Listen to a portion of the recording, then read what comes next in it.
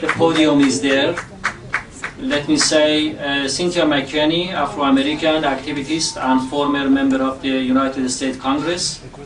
She is a courageous defender of the right of the Palestinian people to self-determination.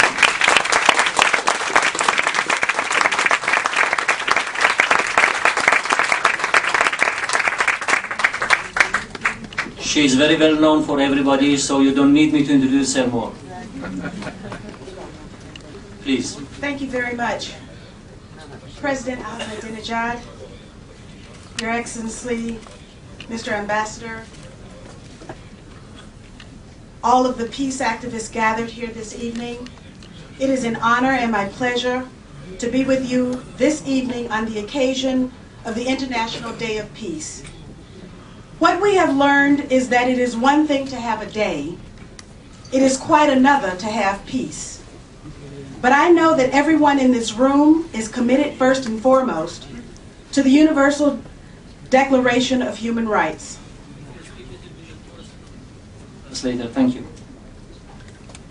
And if it were observed by every member state of the United Nations, we could truly celebrate a world in peace. In fact, our former president, John F. Kennedy, cited the topic of world peace as the most important topic on earth. Sadly, not only are we not on the path of peace today, incredibly, we are on the path of global conflagration. John Kennedy's admonition is more relevant today than ever. He asked, "What kind of peace do we seek?" and answered his own question this way: not a Pax Americana enforced on the world by American weapons of war, not the peace of the grave or the security of the slave. I'm talking about genuine peace, the kind of peace that makes life on earth worth living, the kind that enables men and nations to grow and to hope and to build a better life for their children. Not merely peace for Americans, but peace for all men and women. Not merely peace in our time, but peace for all time. At no other time in the life of our country were the forces for justice and peace so strong. Dr. Martin Luther King Jr. reminded us that the arc of the moral universe bends toward justice. John Kennedy pulled back from war against Castro's Cuba. Malcolm X excited Black America, made Hajj, and broke bread with Dr. King. Bobby Kennedy shocked the conscience of this country and made the impoverished blacks of the Mississippi Delta and the impoverished whites of Appalachia a part of the same American dream. He also shocked the world by speaking against apartheid, not from the comfort of this country, but inside South Africa. And young people inside this country of different races, ethnicities, languages, and incomes united and pressed for justice for Puerto Rico, Mexico, Native Americans, Black Americans, against apartheid in South Africa, and for peace in Vietnam. We, the Popular Front, almost won.